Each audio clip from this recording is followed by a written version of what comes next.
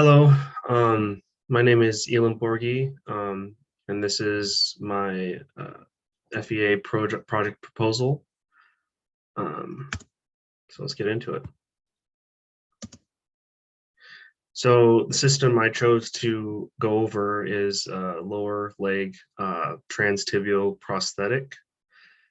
They come in all sorts of different shapes and sizes depending on the type of amputation or trauma that the patient has suffered.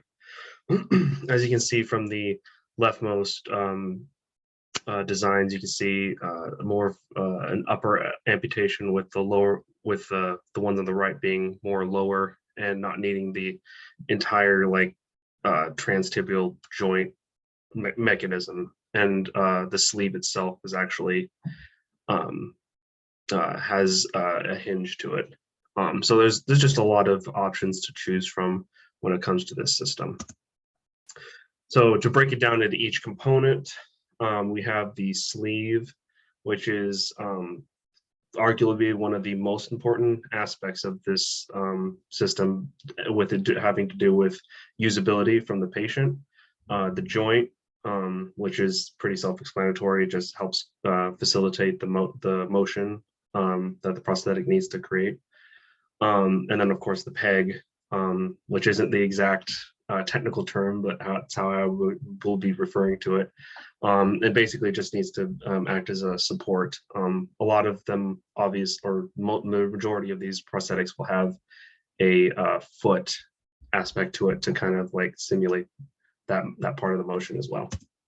So kind of getting into the different trauma and amputations, as I had mentioned before.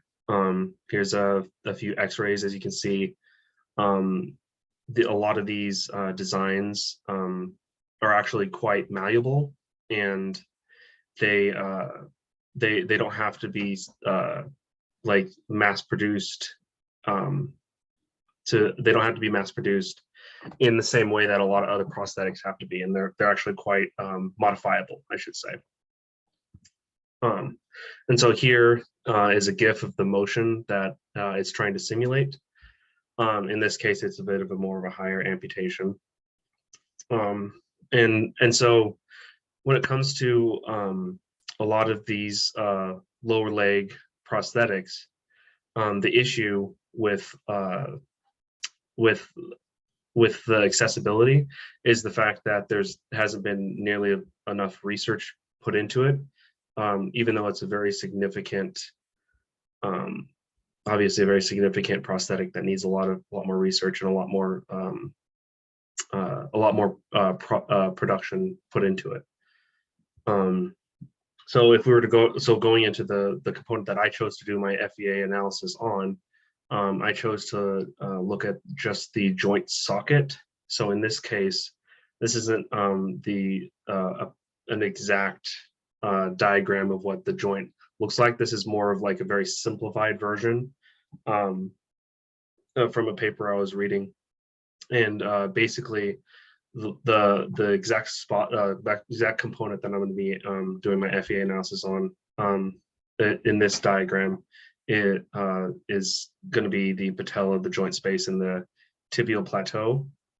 Just kind of all those together. They're not obviously like separate pieces. That's all generally one component, kind of like a ball and socket in a way. And yeah, so the majority of a lot of this research that I've got about these prosthetics comes actually from this one article. Not to get into the nitty-gritty about all the papers that I had read, but this one was more of a meta-analysis that gave me a lot of access to a lot of information that you're seeing now from this presentation. And it also gives a lot of the it kind of breaks down all the finite element analysis components of those papers, which has helped me a lot in figuring out a way to look at these components from an FEA perspective. And so moving forward with this project, I plan on obviously doing an ANSYS model, and then probably doing an FE analysis on like a stiffness matrix, and looking at a lot of the statics. And there's obviously going to be some dynamic aspects to this as well. But obviously this is just the proposal. And so moving forward, I will be digging deeper into that. And so these are my sources. And thank you.